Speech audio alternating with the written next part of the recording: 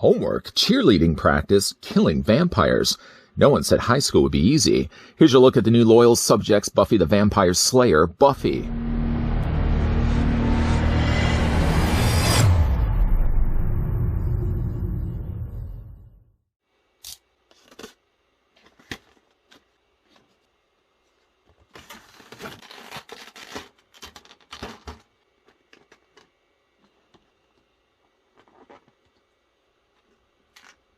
A reluctant hero, Buffy Summers is called to be a Slayer at the age of 15.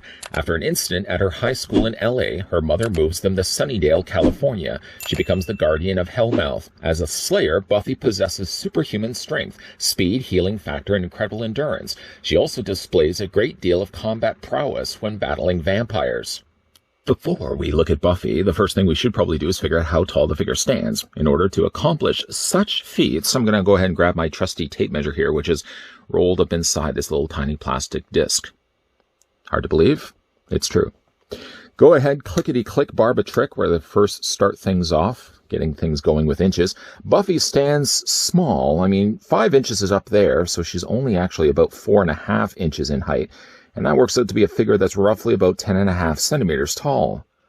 For accessories, Buffy doesn't do too bad for herself. She has some gear for slaying vampires, and she comes, of course, with the hands to hold said gear.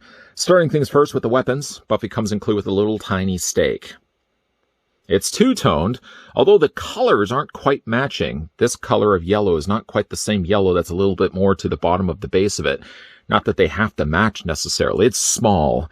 In fact, all of these small accessories, I'm dreading looking at them right now because I feel at some point, I don't even want to say it. I'm not even going to say it. I'm going to put that down, just right there. Figure also comes included with an axe. Axe is nice. I will give credit to that. It's all made of very soft plastic, granted, yes, but it does have some decent coloring going for it, some browns, some additional silvers, and of course the red on the head of the axe. Ooh, no. We should never again joke about that. Again, this will fit into her hand. I'll do that more in a second. And the figure also comes included with a crossbow. It's probably my favorite thing that comes included with this figure. She comes with some arrows, as you can see, that are molded onto the side. They are not removable. Don't try to rip them off. You're just going to break them. And then there's one middle arrow up the center there. This does also fit into her hand. Promises, promises. We got to get to actually making those promises real. Well, anyways, yes, figure comes also included with some hands. Not these hands. They're not really going to be doing much of anything, but she comes included with some closed fists for punching. I want to say Pee Wee Herman, but Pee Wee Herman would have been in the, well, I feel to be the more superior movie. Also one that had Luke Perry in it. Put those to the side. Figure also comes included with some gripping hands.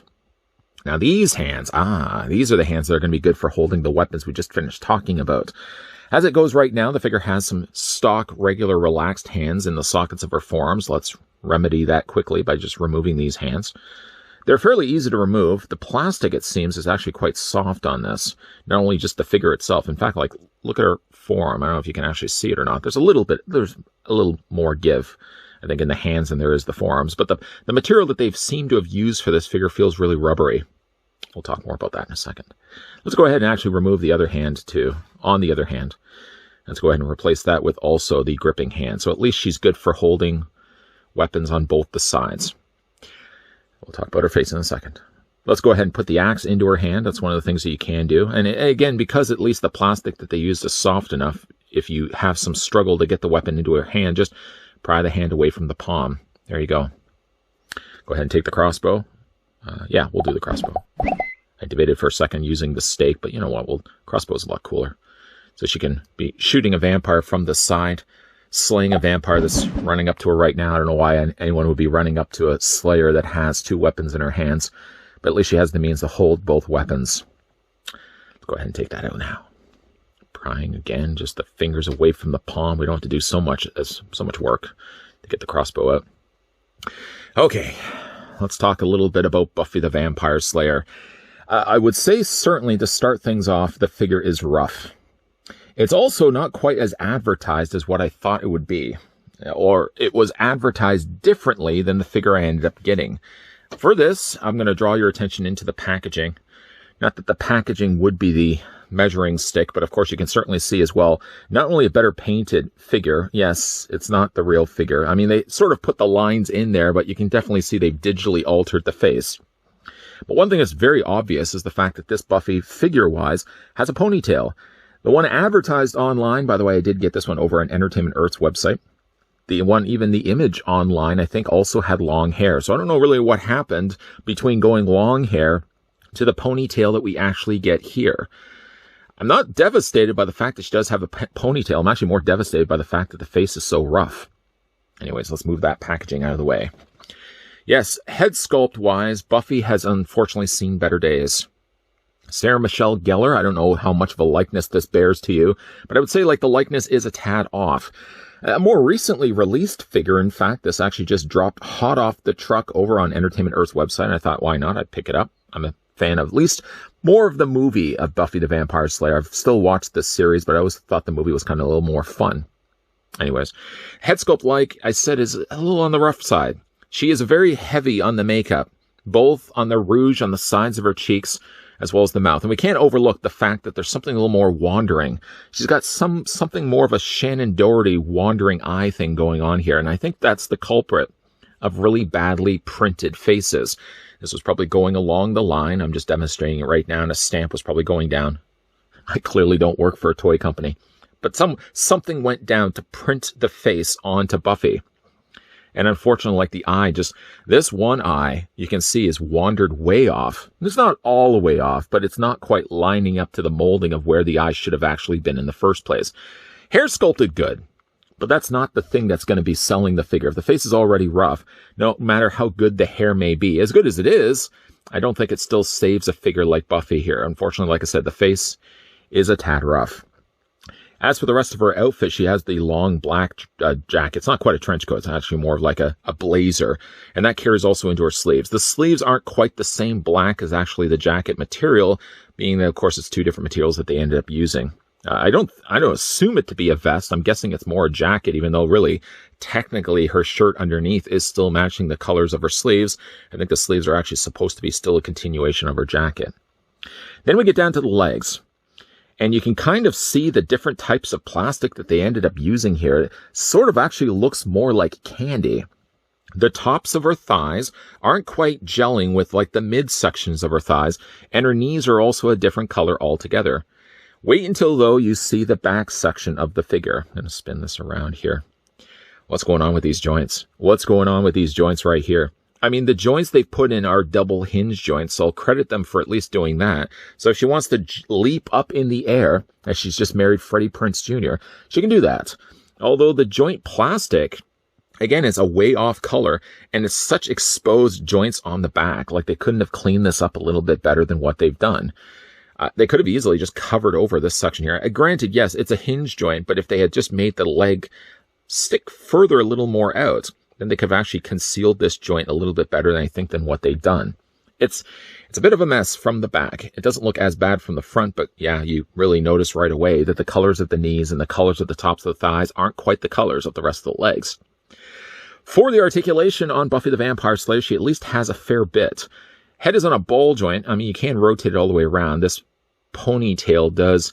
It seems like there's a hinge joint or something going on here, but I also feel like I could be just literally twisting it off and breaking the plastic. So I'm not going to write off, I'm not going to sign off on the fact that there's a hinge joint right there. I think there is, but I think I could also be causing damage to it, so I'm just going to leave it alone. Head, yeah, is on a ball joint. It's very limited, though. I mean, you can only rotate it really back and forth this way. You can't hinge it up, and it doesn't seem like you even can hinge it down either. I don't really know what's going on really with the head. Shoulders comfortably can come out beyond even the point of actually a 90-degree angle bend. You can also take the arms and rotate them all the way around, but everything really feels loose on Buffy. Like this arm, I've spent very little time, actually, from the time I open it to the time that we're talking about it right now, and like the arm is already dinner bell syndrome. It's moving back and forth too much for me. Swivel at the top of the bicep. Let's put her arm down. Swivel at the top of the bicep. She does have a double hinge on the elbow, but like everything material-wise feels really rubbery and gummy. Hands rotate back and forth. There's also a hinge back and forth that way. A figure has an upper torso ball joint, which is at least good for that. She has a waist swivel too. And the legs split out. The legs, I find, of everything that's on this figure feels the most soft, pliable. Even like just taking the leg, you can see how much wiggling there's opportunity there. You can actually move these. But anyways, she does split at the legs, but every single time I've tried to split the leg, at least on this one side, the leg always pops out all the time. You take the legs, you can move them forward, you can move them back. There's a swivel about 3/4 of the way up the thigh. She has a double hinge on the knee, as we've already discussed, and she does have articulation in the feet. Feels slightly misled, I have to say. I'm just putting down Buffy here right now. She does have by the way, no means whatsoever to attach a display stand. Figure doesn't include a display stand, but you couldn't even really use one anyways if you have one just, kicking around. Misled, I have to say. I mean, even just checking online, I think most of the images of Buffy, correct me if I'm wrong, all seem to be sporting the figure with long hair. And yet, you can clearly see she does not have long hair whatsoever. Long hair or not is the least of her problems. The figure is very gummy, very rubbery, very loose on the joints, and I feel like her face is a bit on a rough side. Figure is a bit on a rough side. Overall, I'm not as happy with this pickup. Like I said, it was more of an impulse than anything else. I saw it over on Entertainment Earth. I thought, hey, yeah, Buffy the Vampire Slayer, why not? Pick it up. She's an okay figure, at least from a posability standpoint, but she could be so much better. I mean, like looking at the figure the way I am right now, it looks like a figure I feel like I would have been picking up in the 90s. It would have, granted, not have as much articulation as we're getting here, but it certainly does feel like a dated figure, not something you'd expect to see from toy lines coming out now. Believe you me, the length of Buffy's hair is the least of my problems when it comes to this figure. Even if I feel like I was missold picking this figure up online, because most of the images that I saw of Buffy all sport the figure with having longer hair. But that's not a deal breaker, believe you me.